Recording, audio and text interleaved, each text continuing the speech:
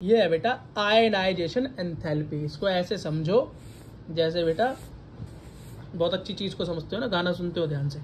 तो बेटा आयनाइजेशन का मतलब है कि आयन बनाने में जो ताकत लगे वही आयनाइजेशन एंथैल्पी है। एंथैल्पी का मतलब होता है पावर, हीट, एनर्जी। क्या? एनर्जी मान लो भैया, जो ताकत, जो एनर्जी, जो शक्ति लगे एक आयन बनाने में, किसी एटम को आयन बनाने में, वही आयनाइजेशन एंथैल्पी कहलाती है। इसका मतलब उसमें से, उस एटम में से या तो एक इलेक्ट्रॉन निकलवा दूं, क्या निकलवा दूं, या उसको एक इलेक्ट्रॉन दिलवा दूं तो भी आयन बन जाएगा। कैसा? एनायन बनेगा, नेगेटिव। और किसी वहां से निकलवा दूं, इलेक्ट्रॉन निकलवा दूं तो कैटायन बन जाएगा। लेकिन दोनों में क्या लगती है? कुछ शक्ति लगती है, कुछ शक्ति लगती है। किसी में बेटा ज्यादा लगती है, किसी में क्या लगती है? कम लगती है ना। बस यही है। अब ग्राउंड स्टेट का मतलब क्या होता है? नॉर्मल स्टेट एटम की, जिसके अंदर क्या हो, ना वो कैटायन हो ना एनायन हो।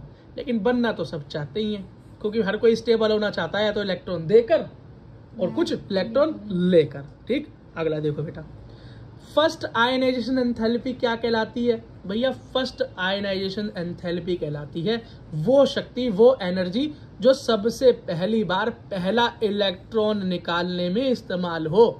पहला इलेक्ट्रॉन निकालने में, तो फर्स्ट आयनाइजेशन एंथैल्पी कहलाती है। अच्छा बेटा, एक चीज याद रखना बेटा, हमको पता है ना कि एटम के अंदर शेल और सब शेल होती हैं, उसमें इलेक्ट्रॉन भरे होते हैं, न्यूक्लियस हो गया। तो याद रखना जितना बाहर का शेल होगा उतनी ताकत कम लगेगी, क्योंकि न्यूक्लियस से रेडियस, मतलब क्या है, रेडियस ज्यादा है, डिस्टेंस ज्यादा है, तो न्यूक्लियस का फोर्स क्या होगा, इस इलेक्ट्रॉन पे कम से कम होगा। तो इसको बेटा आराम से बाहर निकाल सकते हैं हम। जैसे मान लो आपके क्लास के अंदर टीचर है, टीचर के आसपास बैठे हुए बच्चे को क्लास से बाहर निकालना मुश्किल है, लेकिन बेटा टीचर से जो दूर बैठा है, निगाहों से दूर बैठा है, उसे आराम से क्लास से निकाल कर बाहर ले जा सकते हो। क्या बातों में लगा सकते हो? ठीक है, ये होता है, याद रखना इस बात को। तो याद रखना बेटा, जितनी न्यूक्लियस के पास होगा शेल, उतनी ही ज्यादा थेरेपी या एंथैल्पी या एनर्जी लगेगी इलेक्ट्रॉन को बाहर निकालने में। ठीक है बेटा, इस बात को आप क्या रखोगे? ध्यान रखोगे।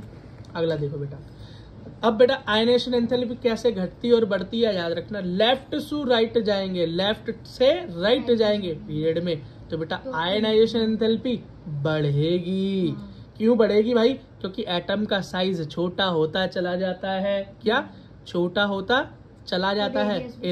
रेडियस भी छोटी होती जाती है, मतलब अब न्यूक्लियस के आसपास आ गया इलेक्ट्रॉन, शक्ति ज्यादा है, ज्यादा ताकत लगानी पड़ेगी, है ना। और वैसे भी ये नॉन मेटेलिक कैरेक्टर भी बढ़ते चले जाते हैं।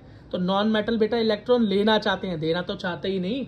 और जो लेना चाहता है तुम उससे भी ले लो, जो क्या है, इलेक्ट्रॉन लेना चाहता है उससे भी आप क्या करो, इलेक्ट्रॉन बाहर निकलवा लो। तो भैया ताकत तो ज्यादा चाहिए ना। कंजूस दोस्त से कैसे निकलवाते हो पैसे? बहुत ताकत लगती है ना। हाँ, तो अगर अब अप से डाउन जाए, ऊपर से नीचे जाए ग्रुप में, तो क्या होगा? आयनाइजेशन एंथैल्पी डिक्रीज होगी। क्यों भैया? साइज बढ़ जाता है एटम, और रेडियस बढ़ जाती है, न्यूक्लियस की दूरी बढ़ जाती है, आराम से बाहर निकाल सकते हो। मेटेलिक कैरेक्टर बढ़ गया, और मेटल तो खुद कहता है भैया ले ले।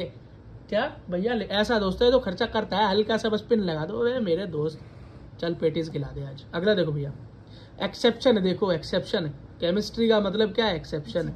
Compare the first ionization enthalpy. अब भैया एक चीज देखो, एक है बेरिलियम, एक है बोरोन। ठीक, दोनों को करो 1s2 2s2 इलेक्ट्रॉनिक कन्फिग्रेशन। इसकी 1s2 2s2 2p1 क्या हो गई? हाँ, अब बेटा इसके आउटर मोस्ट इलेक्ट्रॉन कौन कौन से हैं? तो 2s 2p, दोनों को जोड़ो, कितने हो गए भाई? हाँ, अब बेटा इसके जोड़ो, इसके हो गए। वैसे न्यूक्लियर चार्ज की बात करें तो बेटा नॉर्मल सी बात करता हूँ, मैं फिर दिखाता हूँ, इतना ज्यादा को झमेले में नहीं डाल रहा तुमको मैं, और बेटा आसान बना देता हूँ इसको।